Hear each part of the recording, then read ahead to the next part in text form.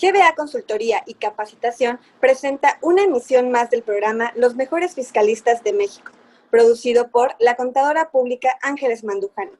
El tema, en esta ocasión, reforma fiscal al Código Fiscal de la Federación para 2021, con la participación especial de la licenciada Patricia Ofelia López Padilla Barrera, quien es licenciada en Derecho con mención honorífica por la Universidad Panamericana.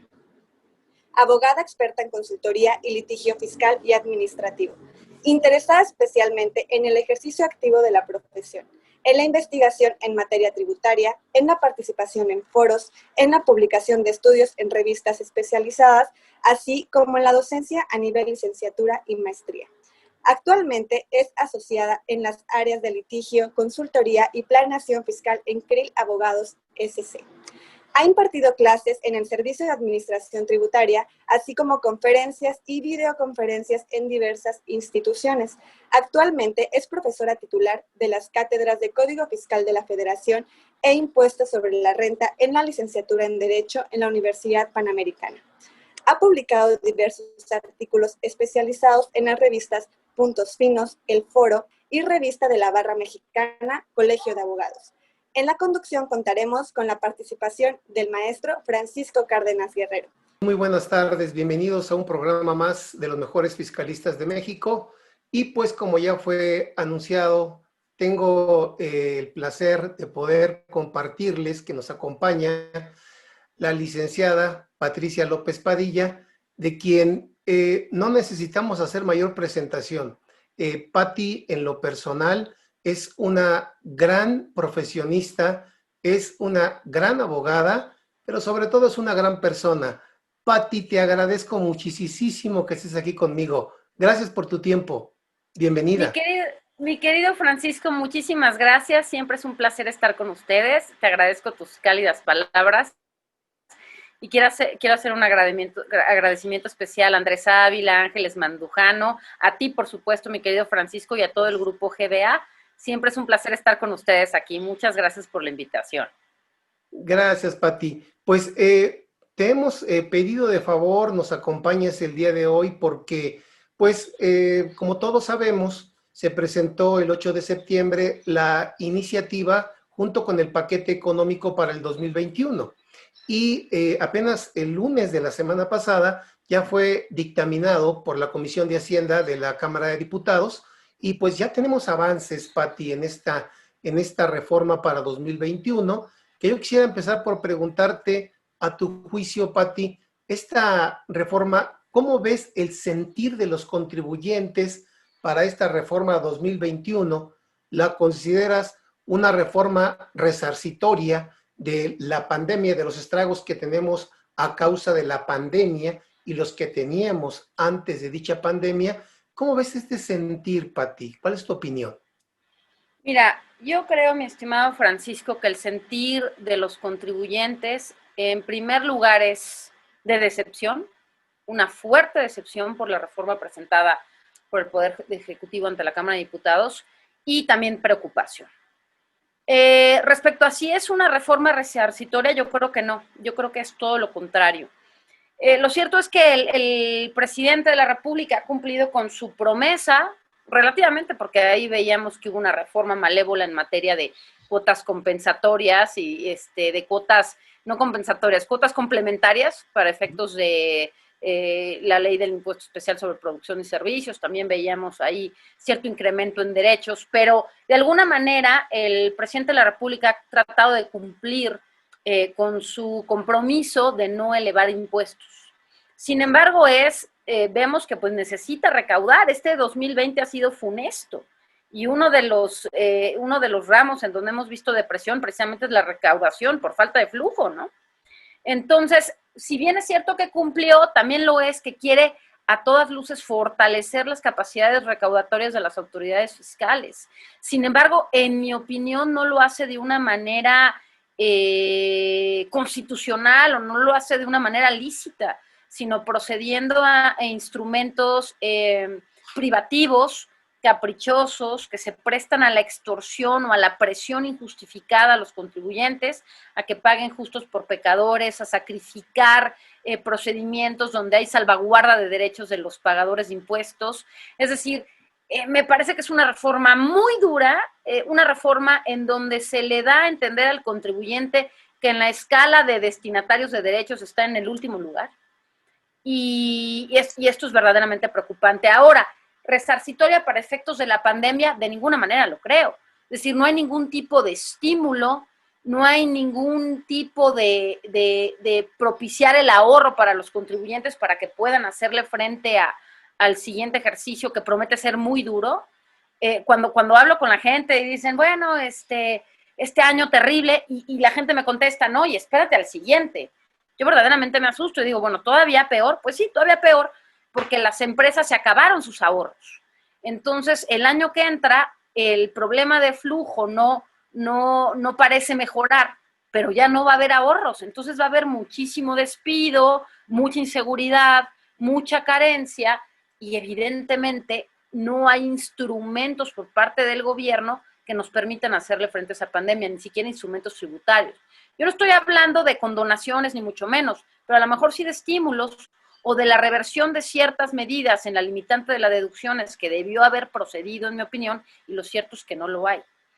Y pues una presión inmensa a los contribuyentes desde el punto de vista de facultades de comprobación, y facultades de comprobación extraordinarias, no las ordinarias. Ojalá fueran verdaderas revisiones de gabinete, verdaderas auditorías. No, ya vimos que las cartas de invitación se han convertido en el pan nuestro de cada día para la recaudación, y eso ha afectado mucho también los derechos de los contribuyentes. Entonces creo que esta reforma genera decepción en los contribuyentes que no reciben ningún tipo de apoyo o estímulo para hacer frente a los estragos del 2020, que hay quien dice que nos vamos a recuperar hasta el 2025, vamos a llegar a los niveles del 2019, vamos a llegar hasta el 2025. Hay una decepción, pero una preocupación por esa amplitud cada vez más o fortalecimiento día con día de las facultades de las autoridades fiscales, ya sea las facultades de comprobación o las de gestión, en perjuicio de los derechos de los contribuyentes. Eso es lo que yo te podría decir. Esa es la percepción que veo en los contribuyentes, y en los asesores una gran preocupación. Claro, creo que también aquí tiene mucho que ver, Pati, el hecho de que pues el objetivo solamente se basa en un eje, el eje de la recaudación. No hay un eje alterno que también propicie un crecimiento económico para que con base en ese crecimiento económico puedas aumentar la recaudación. Creo que tendría que ir de la mano. Y hay medidas que se pudieron tomar. Tú acabas de acotar algo bien importante. Porque cuando se solicita apoyo, el gobierno cree que el apoyo es condonación de impuestos. No necesariamente, como bien lo acotaste. Podemos tener, por ejemplo, un retorno de la deducción inmediata. Podemos tener por ahí también una periodicidad de pagos provisionales trimestrales, cuatrimestrales, que le permitan tener un poquito más de respiro al contribuyente. Podemos tener una reinversión de utilidades, Pati. ¿Qué te parecería una reinversión de utilidades, verdad? Para que, ¿sabes qué? Vas a reinvertir las utilidades, no me pagues el 100%, págame el 70%, el 60%, y ya vamos creciendo ambos. Yo voy creciendo. Esa figura es muy interesante, existió durante muchos años, yo todavía era muy joven, pero me acuerdo de la famosa CUFINRE. Así es. La famosa CUFINRE, ¿no? Que fomentaba la reinversión de utilidades, y ya cuando te las llevaras ya pagabas el impuesto, pero mientras la ibas invirtiendo, ibas pagando un pequeño porcentaje en el ejercicio en que reinvirtieras. Entonces, claro, y de hecho, déjame decirte algo, Francisco. Tengo la fortuna de ser la vicepresidenta de la Comisión Fiscal Nacional de Coparmex, y me tocó estar en el Parlamento Abierto de la Cámara de Diputados planteando estos temas. Nuestro presidente Juvenal Lobato planteó estos temas ante la Cámara de Diputados, y además también presentó varios desplegados ante los diarios más importantes del país, haciendo referencia a esto. Oye, necesitamos reinversión de utilidades, necesitamos incentivos económicos, la deducción inmediata, se pidió la deducción inmediata de ciertos activos. Y lo cierto es que la Cámara de Diputados fue reacia. Me da un poco de esperanza unas declaraciones que vi por parte del senador Ricardo Monreal, en el sentido de que va a valorar todas estas preocupaciones que se expusieron en el Parlamento Abierto, que se van a valorar, pero lo cierto es que hay unas que son muy graves, ¿no? Imagínate tú un 2021 con limitación de deducción de intereses netos. cuando más necesitan financiamiento las personas morales. Entonces va a ser una locura, o sea, es decir, esa deducción, yo estoy diciendo que no la limiten, yo estoy completamente en contra de la limitación.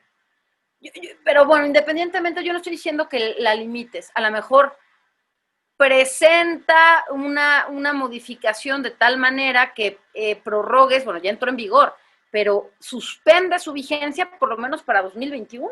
Correcto. Y es su aplicación y aplícala en otros ejercicios, o realmente lo que debería haber existido en una derogación.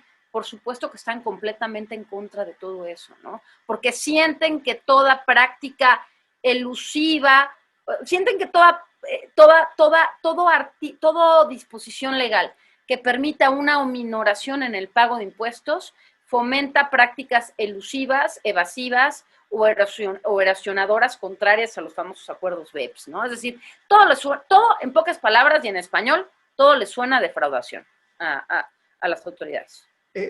Coincido, Pati. Y pues aquí podríamos tocar muchos puntos en los cuales damos ideas y las han dado los empresarios y las han dado en muchos foros y nada más no escuchan, porque también pues el golpe que tienen muchas industrias, Pati, con la famosa compensación universal, se debería de aminorar también toda esa problemática. Pero acabas de comentar un punto relativo a la elusión. Y por aquí hay una propuesta de reforma al artículo 5A del Código Fiscal de la Federación, la denominada cláusula antiabuso, en relación a que la autoridad pudiera recaracterizar todos aquellos actos jurídicos que carezcan de una razón de negocio. Nos sorprendió que esta medida desde hace muchos años venía proponiéndose, no se había aprobado, se aprueba el año pasado, y la intención de esta medida era que los contribuyentes no tuvieran un beneficio fiscal mayor, mayor que un beneficio económico en virtud de haber realizado una operación carente de razón de negocio. Pero se estableció en el último párrafo del 5A el que esto no tenía implicaciones desde el punto de vista penal, no daba lugar a una implicación penal. Y aquí creo que vamos a tener un cambio para el 2021, Pati, que quiero que nos ilustres. A ver de qué se trata este cambio, Pati, si eres tan amable. Sí, claro. Mira, como bien dices, Francisco, a partir del 1 de 2020 entró en vigor esta cláusula antiabuso, cláusula antielusión, contemplada en el artículo 5A del Código Fiscal de la Federación. ¿En qué consiste lo que ya habías dicho? Cuando un contribuyente lleve a cabo una determinada operación y la autoridad fiscal detecte que esa operación carece de razón de negocios por tener un beneficio económico igual, inferior al beneficio fiscal, fiscal, o sea, es decir, diferimientos de impuestos, reducciones de impuesto, ahorros fiscales, es decir, si esta operación el beneficio económico, es decir, la necesidad de mejorar el valor de mis bienes, desplazarlo mejor en el mercado, si esos beneficios de carácter completamente empresarial son inferiores a los beneficios fiscales, la autoridad desconoce la operación y la recaracteriza para efectos fiscales. La recaracteriza y por lo tanto cobra el impuesto con los accesorios que a su juicio debió haberse pagado y que no se pagó. Sin embargo, este artículo dice a la fecha, porque todavía es el vigente, que la recaracterización solamente va a producir efectos fiscales, es decir, no va a tener ningún tipo de consecuencia penal. ¿Eso qué quiere decir? Que si yo llevé a cabo una aportación y la autoridad la aportación de capital y la autoridad no me la reconoce como aportación, me la reconoce a lo mejor como compraventa, como una enajenación, solamente va a ser considerada para efectos fiscales como enajenación, para efectos mercantiles va a seguir siendo una aportación de capital. O si hay una fusión, si la fusión para efectos fiscales es considerada como una enajenación y no una fusión, para efectos mercantiles seguirá siendo una fusión, para efectos fiscales pago el impuesto por enajenación, pero eso no iba a tener consecuencias penales, es decir, no se consideraba que atrás hubiera un afán defraudatorio por parte de los contribuyentes. Y de hecho, déjame decirte que en la reforma para 2020, esto se señala en la exposición de motivos, que se precisaba precisamente esto, lo de que no generaría consecuencias penales, para que no entendiera el contribuyente que una recaracterización automáticamente iba a tener una doble consecuencia, la consecuencia fiscal y la consecuencia penal. Obviamente, teniendo este antecedente, para la reforma fiscal de 2021, lo que se propone es la derogación de ese último párrafo del artículo 5A, que hacía la precisión de que la recaracterización solamente no iba a tener efectos penales, solamente efectos fiscales. Entonces, evidentemente, esa derogación generó muchísima ámpula y muchísima preocupación entre contribuyentes y asesores, es decir, oye, ¿qué está pasando? Y es muy importante entender algo, mi estimado Francisco. No es lo mismo el buscar un ahorro fiscal, un beneficio, que el defraudar, que el simular. Así como el preso busca su libertad y si escapa para él no es delito, simplemente hay una suspensión de la pena y cuando regresa a la cárcel vuelve a computar su pena, vuelve a partir de donde se escapó. En materia fiscal debe prevalecer algo igual, es decir, es lícito que queramos ahorrar impuestos utilizando la propia redacción de ley sin incurrir en simulaciones, en engaños, en defraudaciones, sin indebido en perjuicio, un beneficio indebido en perjuicio del fisco federal, es decir, no realizar actos defraudatorios. Entonces, eso es muy diferente y por eso se entendía que el artículo 5A dijera, ok, yo no voy a permitir que ahorres, yo no voy a permitir que a mí me dejes de pagar impuestos. Casi dentro de las opciones vas a elegir la que tenga mayores beneficios fiscales para mí, mayores beneficios recaudatorios. Sin embargo, había un reconocimiento de que eso no incluía una defraudación, eso no implicaba una simulación. Obviamente, cuando derogan o proponen la derogación de este párrafo, estoy muy preocupado diciendo, oye, además de que quiero ahorrar, bueno, y a juicio de las autoridades fiscales, no tengo beneficios económicos, sino solo beneficios fiscales y por lo tanto me recaracteriza de la operación, si no solamente voy a tener problema fiscal, también voy a tener un problema penal y me van a meter al bote.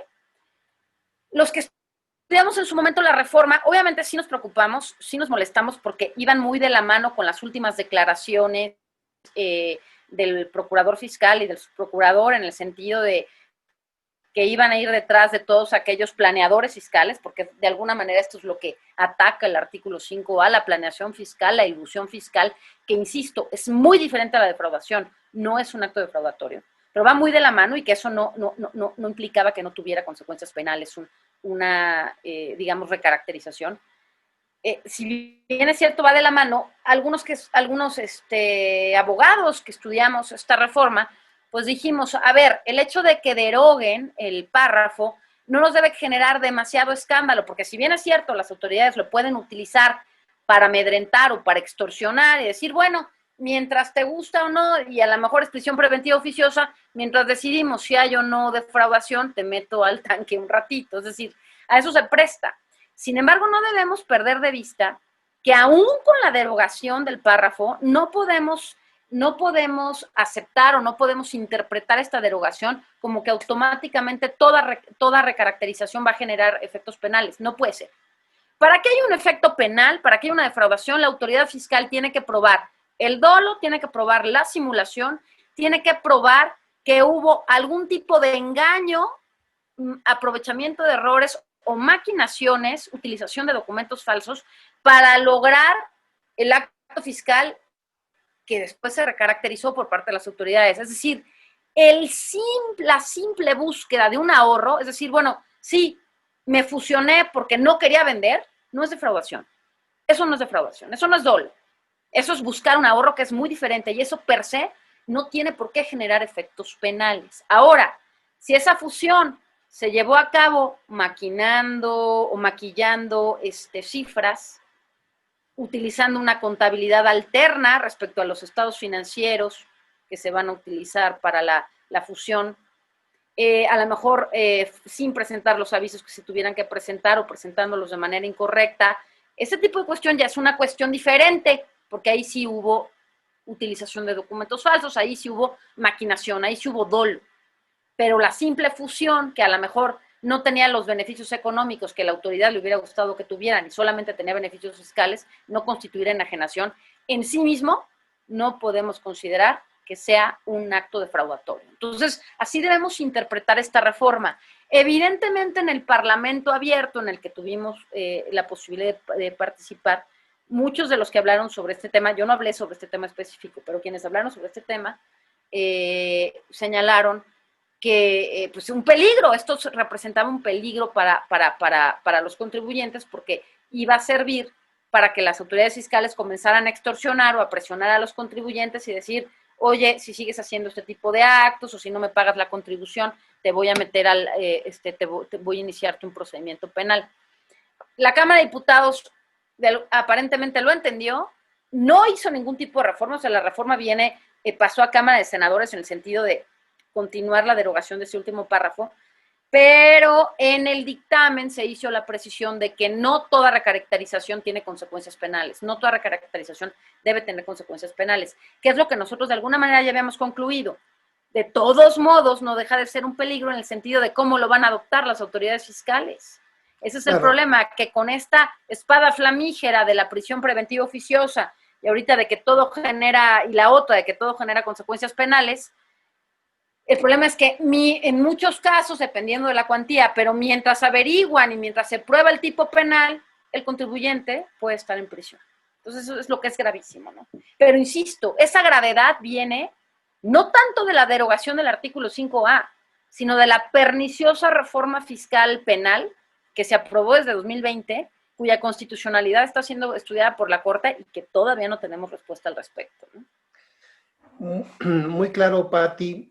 Y fíjate que aquí también creo que tiene algo que ver la percepción del legislador y la percepción de la autoridad, en el sentido de que creo que confunden, Pati, no sé si estés de acuerdo, el 5A con el 69B. Y el 69B no tiene nada que ver, porque el 5A estamos hablando de una operación existente y en el 69B estamos acerca de una presunción de una inexistencia. Y por lo que yo percibo de la iniciativa y los dictámenes, trae cierta tendencia al precedente de la Corte, Pati, en relación que la razón de negocio era un elemento para demostrar falta de materialidad. Esa tesis es gravísima, es gravísima porque exacto. No todo, o sea, no es yo siempre se lo digo a mis alumnos cuando estoy en clases de, a ver, díganme burro para los negocios, qué malo eres para los negocios, díganme que no supe hacer un negocio, pero no me digan simulador o no me digan mentiroso. Claro. Es decir, una cosa es que mi negocio no haya funcionado, que no tenga verdadera razón de negocio y que si haya querido un beneficio fiscal, insisto, nadie está peleado con su dinero. Y otra es muy diferente, otra cuestión muy diferente es la defraudación. Sí, claro.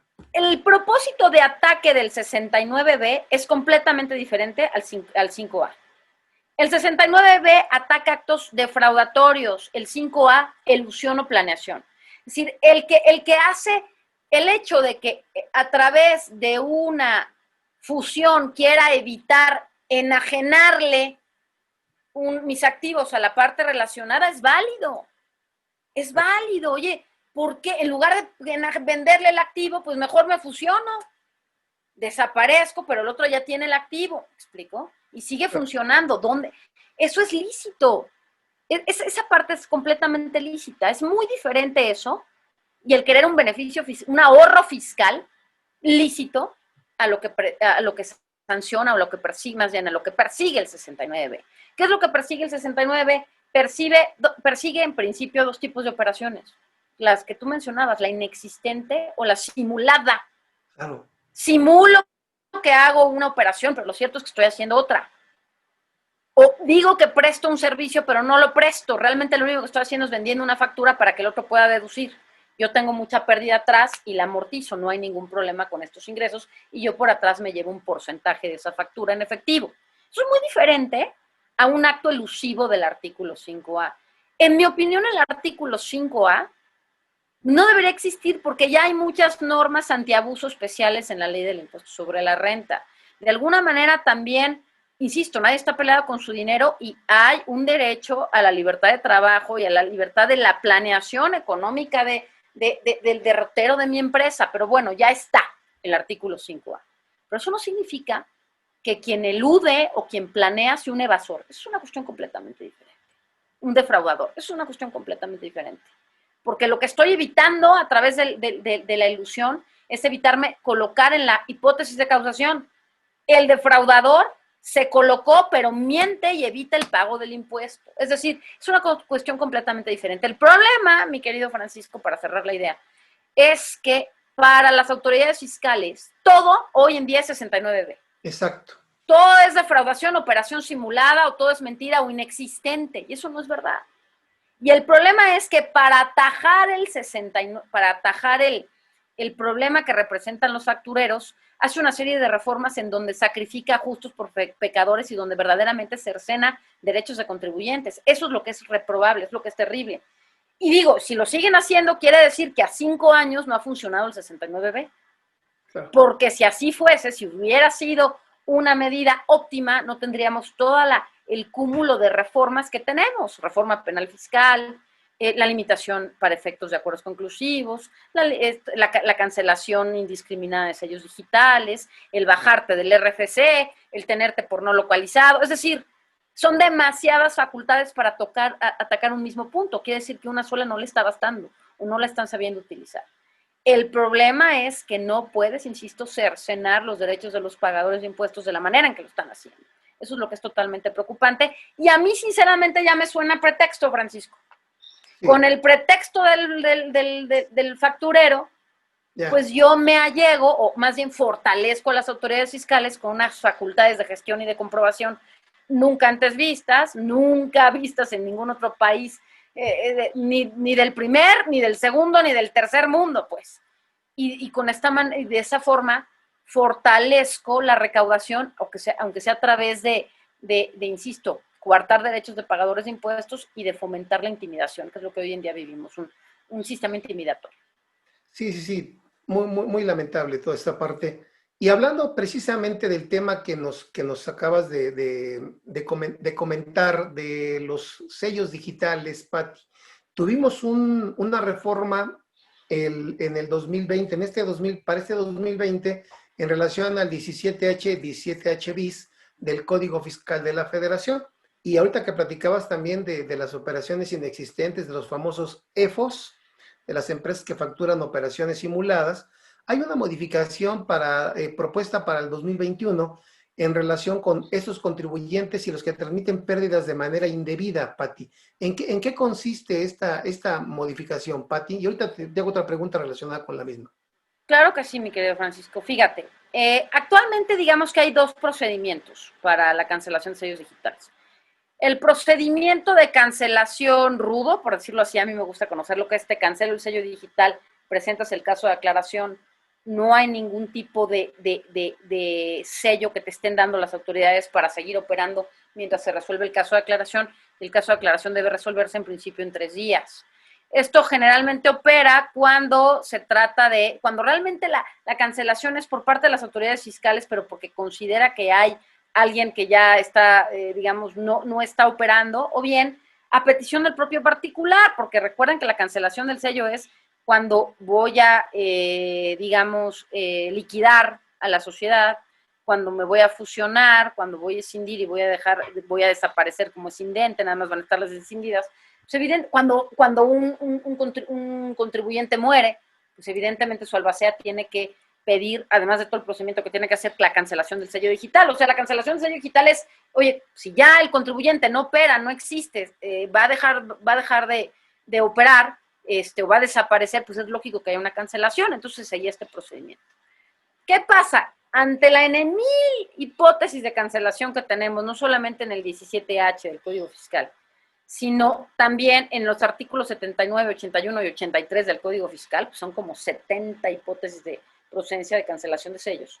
Y a todo el mundo le cancelaban el sello. De hecho, si ustedes no atienden una carta de invitación, les cancelan el sello digital. Para efectos de 2020 se introdujo un nuevo procedimiento. ¿En qué consiste este procedimiento?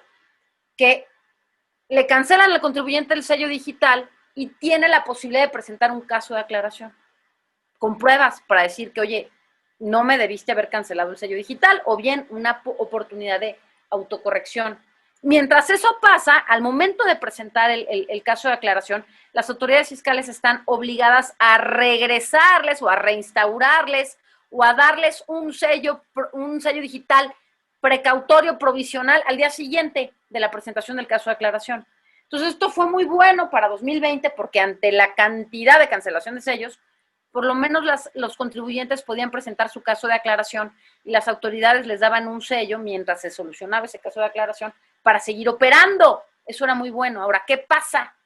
Para 2021, aquellos contribuyentes considerados EFOS, es decir, empresas que facturan operaciones simuladas o inexistentes, o aquellos que transmitan pérdidas fiscales de manera indebida conforme al artículo 69b bis del Código Fiscal de la Federación, les van a cancelar el sello y ellos no van a tener derecho a la restitución temporal del sello si presentan caso de aclaración. Si pueden presentar su caso de aclaración, perfecto, padrísimo, pero yo no te regreso el sello. A mí me presentas pruebas y si no me gusta y si te sigo considerando EFO, te vas a juicio y puedes tener 3 años el sello cancelado. Eso es muy grave, mi querido Francisco, porque al final del día hay una violación al principio de equidad, de igualdad y de equilibrio procesal. ¿Por qué? Porque independientemente de que estos contribuyentes sean considerados como EFOS, lo son considerados por las autoridades fiscales y porque conforme al artículo 69b, a juicio de las autoridades fiscales, no ofrecieron las pruebas correspondientes, ¿sí? Entonces, pero no hay una sentencia firme de órgano jurisdiccional imparcial que me diga que sigue siendo, que no es EFO. Es más, puede ser que haya un juicio promoviéndose y eso no le basta a la autoridad fiscal, le va a cancelar el sello. Y este contribuyente a lo mejor puede tener un perjuicio irreparable, amén de la publicación en 69b y eso lo que lo afecta en su contratación con clientes. Eso ya se discutió años atrás, olvídalo. Aquí no puede operar. Entonces, puede ser que en 3 años se resuelva el juicio y digan, usted disculpe, no era EFO, pero pues que como le cancelaron el sello, la empresa se exilió, dejó de operar. Entonces es muy grave. ¿Por qué? Porque independiente, si son peras o son manzanas, debería tener el acceso al procedimiento de restitución temporal del sello, el de restricción temporal, así se le conoce como restricción temporal. Al igual que los demás contribuyentes, que a lo mejor también cometieron, incurrieron en errores, incurrieron en actos ilícitos y por eso les cancelaron el sello. Es decir, ¿por qué al EFO no? Bueno, ahí evidentemente la justificación va a ser porque el facturero es el que genera más cáncer para efectos tributarios, pero también los otros. Entonces, me parece que esta privación de este tipo de procedimientos, pues es muy grave, ¿no? Amén de que también puede, este procedimiento de aclaración podría ser utilizado para demostrar que no es un EFO o incluso para autocorregirse, ¿no? Entonces me parece muy, muy grave que opere, que les cercenen o que les impidan la entrada o el acceso a este tipo de procedimientos a estos contribuyentes, ¿no? O sea, es una presunción, iure se te iure. No me estás permitiendo probar en contrario. Te pueden decir, oye, Patricia, pues ya pudiste haber probado en el procedimiento del 69b. No. Pero lo cierto es que son procedimientos completamente diferentes. Los efectos son completamente diferentes. La cancelación de sellos, aunque la Corte diga que no, es un acto privativo irreparable. Si no hubieran establecido el procedimiento del 2020, de 2020, de la restitución temporal del sello digital. Entonces es gravísimo, ¿no? Totalmente, Pati. Porque esa calificación que da el considerarla en la lista definitiva de la autoridad, pues es una calificación desde el punto de vista de la autoridad, pero no me han vencido en juicio. Así es. Para que de alguna manera puedas decir, pues ¿sabes qué? Si eres un EFO, no deja de ser, aunque sea lista definitiva, una presunción. Claro, por supuesto. Es decir, oye, el problema es que está convirtiendo en presunción iure se te iure. Yo a ti no te restituyo el sello, y no te lo restituyo porque eres un facturero. A mi juicio, bueno, sea tu juicio, pero no tengo sentencia firme. O sea, el que me estés privando el acceso a este procedimiento me puede generar perjuicios irreparables. Y a los demás contribuyentes, respecto de los que también hay una presunción, no les, pues, presunción de una anomalía o ilicitud, porque si no, no les hubieran cancelado el sello, a ellos sí les permites llevar, digamos, de manera precautoria el sello mientras se soluciona el caso de aclaración. Es decir, este tipo de presunciones son muy graves, ¿no? Sí, totalmente. Pero también hay otro cambio en el 17H bis, Pati, en relación al plazo que yo tengo para poder solicitar para poder presentar las pruebas y que se quite esa restricción de que tengo en el certificado de sello digital. Creo que ahora quieren incorporar un plazo y no había tal plazo, Pati. ¿Qué nos puedes comentar de eso? Así es, Francisco. No, efectivamente, no había plazo. O sea, si hasta 2020 a ti te cancelan el sello digital, tú puedes presentar tu caso de aclaración. Antes, si no lo has presentado, tú vas a seguir con tu sellito cancelado. Pero a lo mejor tú estás reuniendo pruebas para demostrar que no estabas en la causal de cancelación de sellos. O sea, a lo mejor te tardas 10, 15 días hábiles, 20 días hábiles en reunir pruebas y puedes presentar tu caso de aclaración hasta el día 20, 30, 40, 50 hábil, el que quieras. No hay un límite de plazo. Uh-huh. Ahora se introdujo una limitante, una especie de preclusión. Si te ponen un plazo de 40 días para que presentes el caso de aclaración contemplado en el artículo 17H, en el 17H bis, perdona. Bueno, y en los dos realmente, es para los dos. Y si tú no has presentado tu caso de aclaración en 40 días hábiles, ya no lo puedes presentar, ya se entiende, de alguna manera, no te lo dice así el artículo, pero se entiende que está consentida la situación, ¿no? Mucho se ha criticado este plazo de 40 días, que si es injusto, que si el contribuyente tiene que presentar pruebas, qué es lo que va a hacer.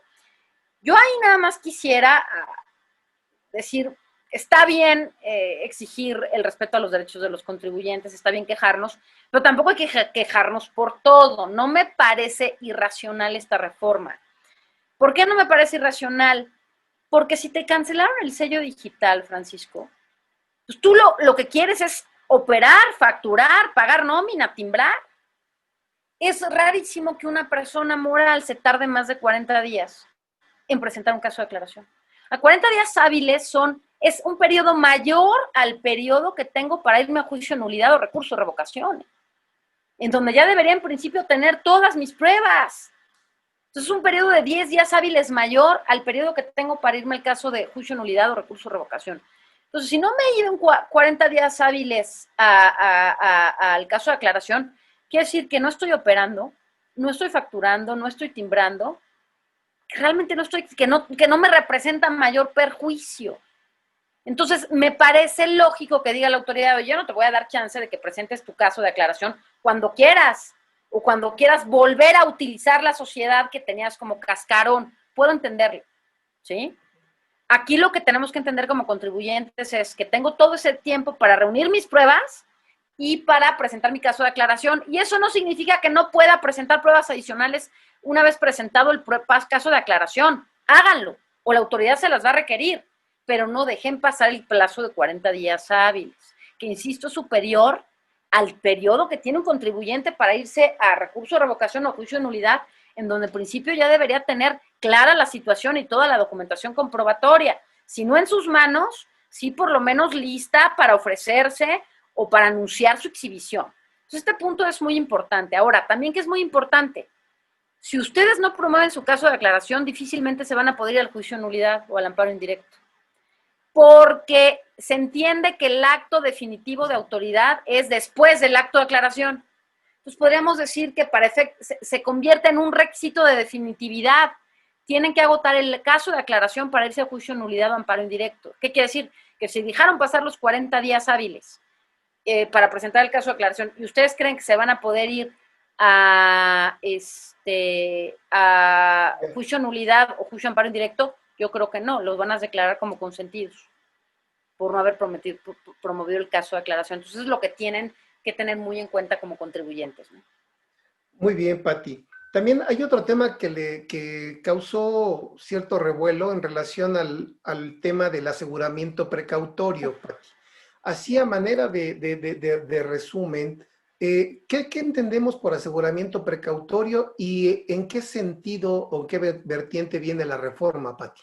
Sí, mira, ¿qué es el aseguramiento precautorio? Cuando los contribuyentes o los responsables solidarios se rehúsan al ejercicio de las facultades de comprobación por parte de las autoridades fiscales, les niegan el acceso al domicilio fiscal, proceden ciertas medidas de apremio, ¿no? La primera es el uso de la fuerza pública, la segunda es la imposición de una multa, la tercera es precisamente el embargo, el aseguramiento precautorio, que realmente es una especie de embargo sobre los bienes del contribuyente o de los responsables solidarios, el embargo precautorio. Ahora, ¿en qué consiste en qué casos el embargo precautorio? Porque me estás preguntando ahí más bien en qué consiste el embargo precautorio.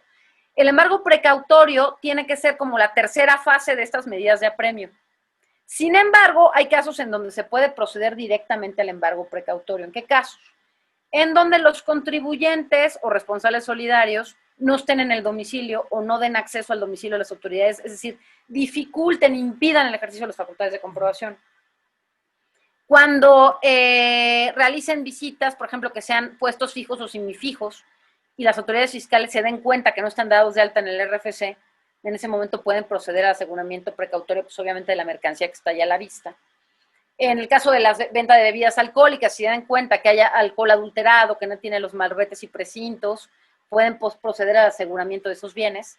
O cuando consideren que se van a fugar, estos contribuyentes o responsables solidarios se van a fugar después del ejercicio de facultades de comprobación. Decir, oye, pues mientras son peras, son manzanas, te quieres fugar, te estoy revisando y no me vas a pagar lo que en su momento te voy a cobrar, te aseguro, embargo precautorio de los bienes, ¿no? El aseguramiento precautorio de los bienes.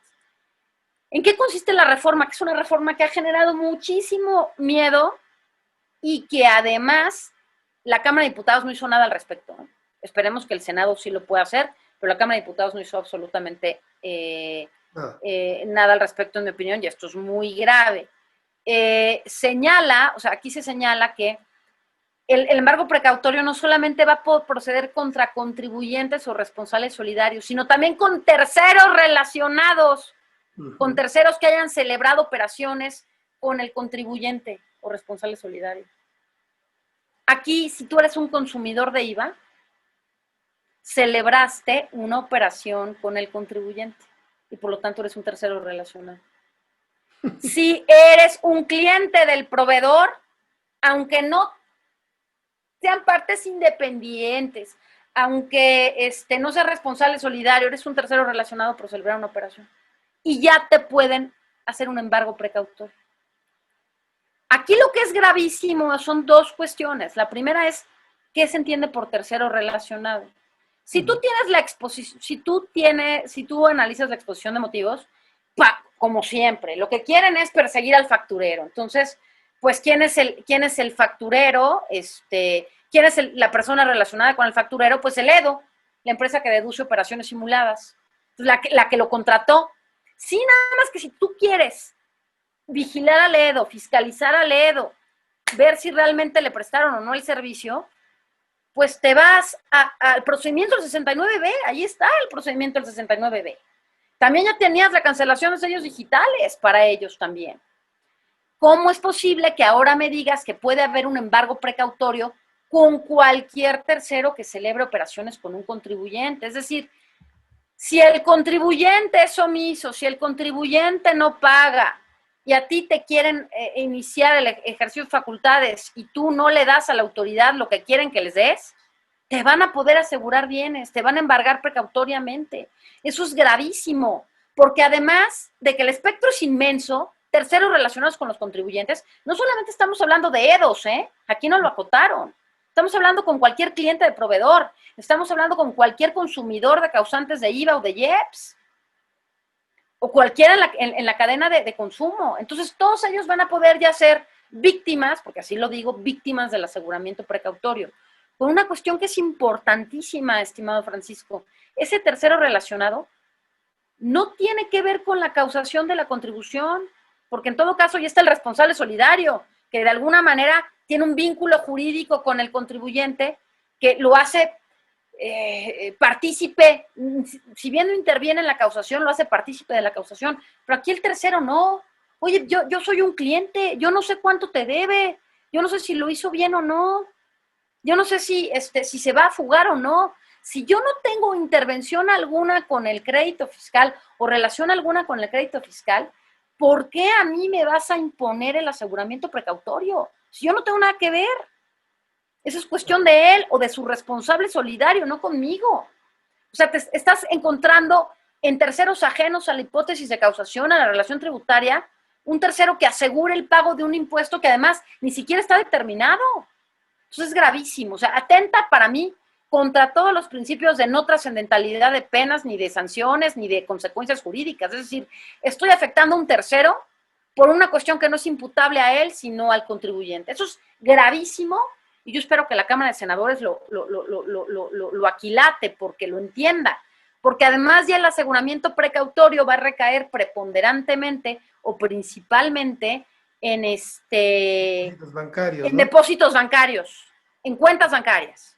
Entonces, ¿qué es lo que van a hacer? No solamente soy un tercero que no tengo nada que ver en la relación, sino que además van a asegurar mis cuentas. Y van a maniatar a mi empresa, van a afectar el ejercicio ordinario de mi objeto social. Es gravísimo, Francisco. Yo creo que es una de las reformas más graves que hay. Sí, sí, sí, totalmente de acuerdo, Pati, con todo lo que nos acabas de comentar. Es muy grave y también lo que ha causado mucha controversia de la mano de este tema tan importante que nos acabas de ilustrar de manera muy clara, viene lo de la nueva facultad de la autoridad de utilizar herramientas tecnológicas, Pati. También esto ha causado mucha controversia. Platícanos un poquito porque nuestros amigos están muy preocupados, Pati, por eso. Entonces, ilumínanos por ahí con esto, por favor. Eso fue también otro motivo de muchísima controversia. Es una reforma al artículo 45, una propuesta de reforma al artículo 45 del Código Fiscal de la Federación, en donde se faculta a las autoridades fiscales a recabar, digamos, con el uso de herramientas tecnológicas, pueden recabar imágenes o videos de los bienes o activos del contribuyente. Entonces, fue muy satanizado, fue mucha preocupación en los contribuyentes porque dicen, oye, espérame, si ya estás iniciándome el ejercicio de facultades de comprobación, si ya estás auditándome, si ya estás en mi domicilio, ¿para qué quieres imágenes? Si ya tienes acceso a mi domicilio. 2, estás violando mi privacidad, estás atentando contra la inviolabilidad del domicilio, contra que el contribuyente no sea molestado en sus bienes, también contra el principio de privacidad de todo contribuyente, porque pues, hay plena privacidad en favor de los contribuyentes, ¿no? Entonces, decían, además, pues los bienes que puedes estar fotografiando o tomando video no necesariamente son míos, pueden ser de un tercero, puede ser que yo los esté rentando. Muchas maquinarias no son compra de los contribuyentes, no son activos pertenecientes a los contribuyentes, muchas veces los rentan. Es decir, oye, a lo mejor es de un tercero y tú te vas a hacer una idea completamente errónea de mi situación jurídica. Y eso ha sido verdaderamente grave, ¿no? Amén de la secrecía o del uso de la información, es decir, no te preocupes, va a ser una información reservada, completamente reservada, de conformidad con el artículo 69. El uso que se le dé va a ser de plena confidencialidad, a menos que me la pida el MP, la Comisión Nacional Bancaria, pensiones alimenticias, es decir, si la tengo que revelar, la voy a revelar, pero le voy a dar plena confidencialidad. Lo cierto es que no tenemos certeza alguna del manejo que se le dé a esa información, es muy grave. Además de que sobra decir que esto no hay equilibrio procesal, o sea, la autoridad puede hacer uso de esas imágenes, de esas herramientas tecnológicas, pero no el contribuyente. El contribuyente no. La autoridad sí, el contribuyente no. Y donde podrían entenderse necesarias, como es en el comprobación del domicilio, si no está por localizado, ahí no es. Es para tomar videos o imágenes de activos o bienes del contribuyente, que eso es muy grave, insisto, ¿no? Al igual que el uso que se le pueda dar a esas imágenes. Con los tiempos que estamos viviendo de inseguridad también me parece completamente reprochable. Pero además lo que me parece más reprochable, Francisco, es que no hay alguna causal en el artículo 45 que diga, aquí lo pueden utilizar. Es decir, si no me están dejando entrar, pues entiendo que además ya vimos el embargo precautorio, pero yo, si no me dejan revisar los activos, pues a lo mejor puedo tomar fotos, ¿no? En ciertos casos, ¿no? o en donde yo crea que los van a dilapidar, los van a esconder, los van a vender, pues voy a tomar fotos. Pero que haya esa facultad concedida a las autoridades fiscales de manera omnímoda, me parece gravísimo. ¿Qué es lo que hizo la Cámara de Diputados? La Cámara de Diputados dijo, ok, no te preocupes, voy a darle una facultad a la al SAT para que mediante reglas de carácter general digan en qué casos van a ser utilizadas estas herramientas tecnológicas. Con ganas de decirle al legislador, no me ayudes, compadre. Eso lo tienes que decir tú.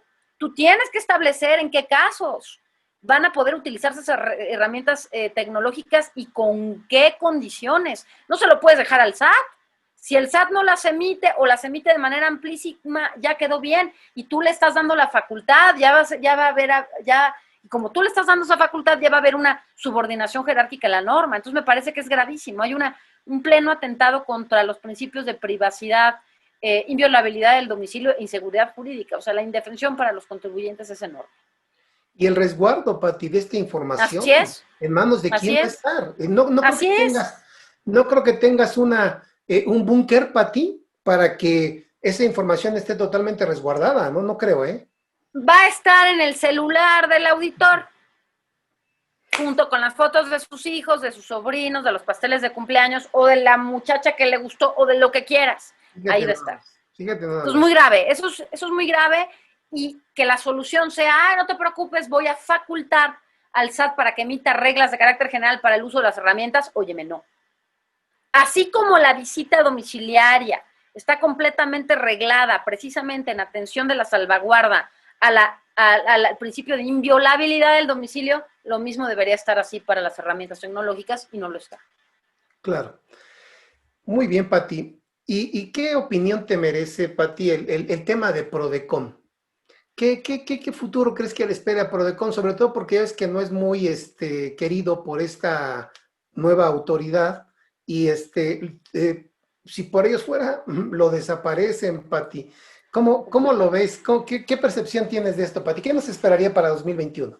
Mira, este 2020 vimos que el poco respeto que hay para la institución por parte de la nueva administración, ese es mi sentir, pero además creo que a las pruebas me remito. Simplemente la terna que nombraron fue una terna funesta.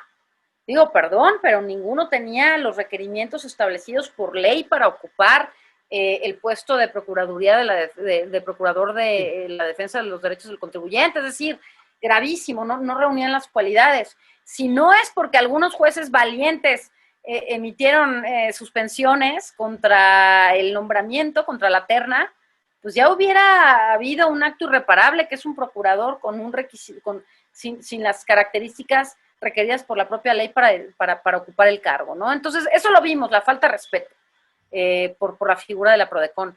Creo que ya se dejó sin efectos esa terna y seguramente se nombrará otra en la que yo tampoco tengo mucha esperanza, pero en lo que sí tengo es esperanza en los contribuyentes que de alguna manera se han unido para evitar este tipo de vejaciones a los derechos, ¿no?, de los contribuyentes. Creo que eso sí lo puedo resaltar o recalcar.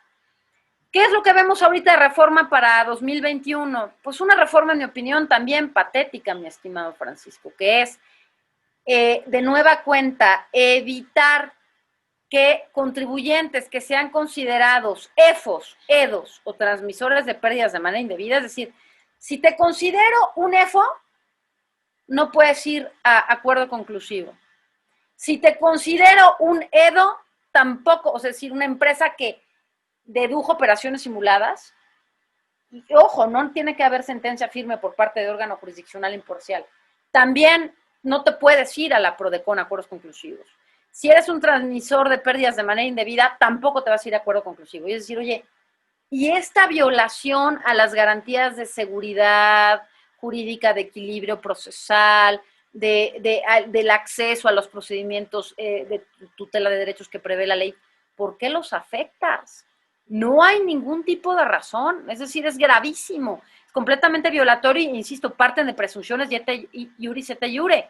En el acuerdo conclusivo, el EFO podría digamos, autocorregirse, demostrar que no es EFO, o el EDO podría autocorregirse o demostrar que no es EDO.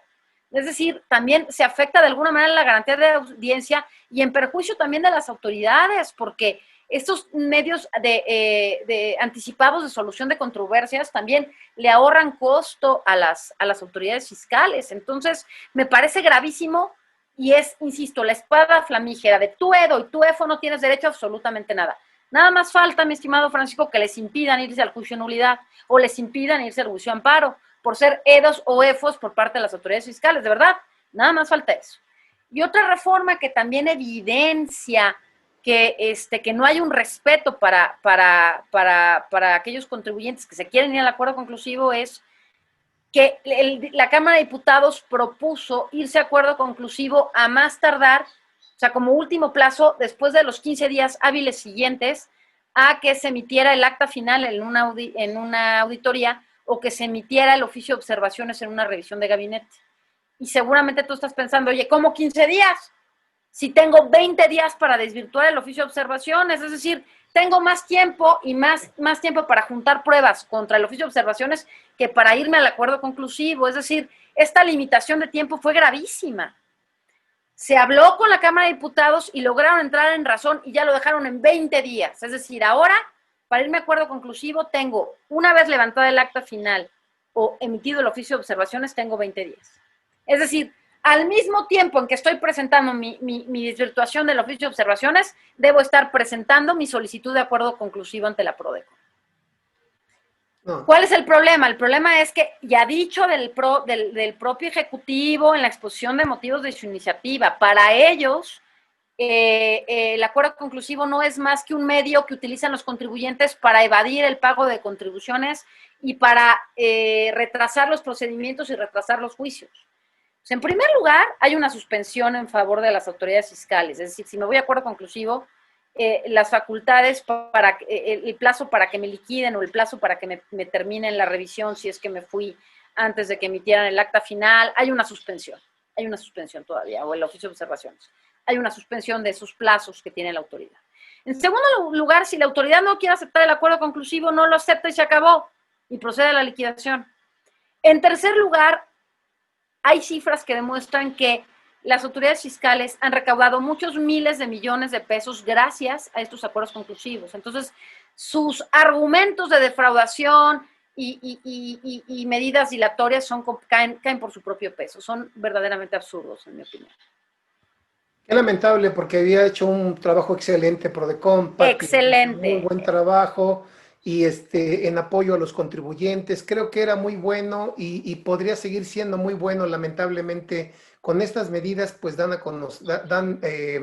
a entender que para ellos los únicos ombudsman son ellos mismos, Pati. Por supuesto. Esto es muy lamentable. Ellos son los que dicen quién es el bueno, quién es el malo, quién tiene derecho a tutela de derechos. Insisto, nada más les falta cercenarlos, limitarnos el acceso a los medios judiciales de defensa, ¿no? Es lo único. Si por ello se pudiera, estarían felices. Claro, claro. Pues tengo todavía otras preguntitas, Pati, pero ya no me dio tiempo. Voy a hacerte una última pregunta de mi parte. Ojalá y que me des la oportunidad más adelante de volver a platicar contigo, porque estoy muy encantado de hacerlo. Y pues lástima que tengo que hacerte esta última pregunta. Quisiera hacer más, Pati, pero el tiempo me ganó. ¿Qué es lo que crees, en tu opinión, Pati, que le faltó a esta reforma para 2021? Le faltaron muchas cosas. Mira, mi estimado Francisco, le faltó entender que si el gobierno no va de la mano de las empresas, no hay fomento económico y tampoco hay recaudación. Es decir, creo que en un año como 2021, que va a exigir mucha sinergia entre empresariado y autoridades fiscales y gobierno en todos sus niveles, creo que les faltó entender esta falta de la necesidad de flujo para las empresas, para poder hacer frente a sus obligaciones. Creo que debieron haber reformado ese artículo 28, fracción 30, que limita la deducción de gastos de previsión social. Malentendidos gastos de previsión social, porque son todas las prestaciones exentas.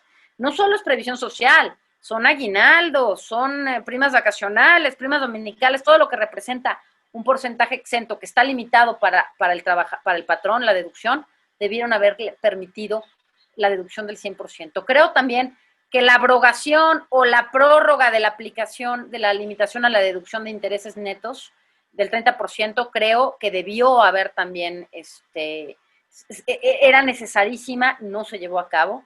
Creo que también una reforma en materia de pagos provisionales debió haberse efectuado, no se realizó. La deducción acelerada de inversiones tampoco se permitió. La permisión en la reinversión de utilidades y estímulos fiscales al respecto para poder hacer frente a los estragos de la pandemia tampoco se verificó.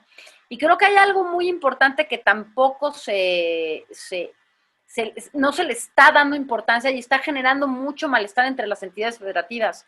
No hay para cuándo se prevea una nueva Convención Nacional Hacendaria para la renegociación del pacto fiscal. Y esto a la larga es una bomba de tiempo, nos va a generar muchos problemas, porque las entidades no están contando con recursos para hacerle frente a la pandemia y tampoco están sabiendo recaudar, y se les ha prometido una nueva renegociación de las fórmulas de distribución que no se lleva a cabo. Y lo cierto es que la actual coordinación fiscal no ha solucionado el rezago en el que las entidades federativas más pobres como Chiapas, como Guerrero, como Oaxaca, se encuentran sumidas. Entonces, todas esas cuestiones faltaron una verdadera reforma integral que permita la disposición de flujo por parte de las empresas, a lo mejor con una vigilancia por parte de las autoridades fiscales, pero que permitiera hacer frente a las obligaciones que se avecinan. Y faltaron, sin duda alguna, muchísimas medidas contracíclicas, ¿no? Pero que de hecho debieron haberse adoptado desde marzo, abril, y no lo hicieron. Pues sí, creo que hay mucho todavía que platicar, Pati, como te decía. Yo solamente quiero agradecerte y reiterarte mi reconocimiento como profesionista que eres, mi reconocimiento como persona, sobre todo, Pati. Tengo Gracias. La fortuna de poder conocerte desde hace muchos años y la verdad es que estoy encantado de que estés conmigo aquí platicando un ratito. Muchísimas gracias, Pati, te mando un abrazo y mi más sincero reconocimiento, de verdad, Pati. Gracias. Francisco, al contrario, gracias a ti, fue un placer estar aquí platicando con ustedes, ya sabes que te aprecio mucho, también me gusta mucho platicar contigo, y mi estimadísimo Andrés, mi estimadísima Ángeles, a todo el grupo GBA, muchísimas gracias por la invitación. Muchas gracias, Pati. Te haremos llegar tu reconocimiento, pues ahora ya no lo podemos hacer de manera presencial, pero te haremos llegar el reconocimiento que te mereces, Pati. Muchas gracias. No, gracias a ti, amigos. Gracias por acompañarnos en un programa más de los mejores fiscalistas de México. Hasta la próxima. Buena tarde. Gracias.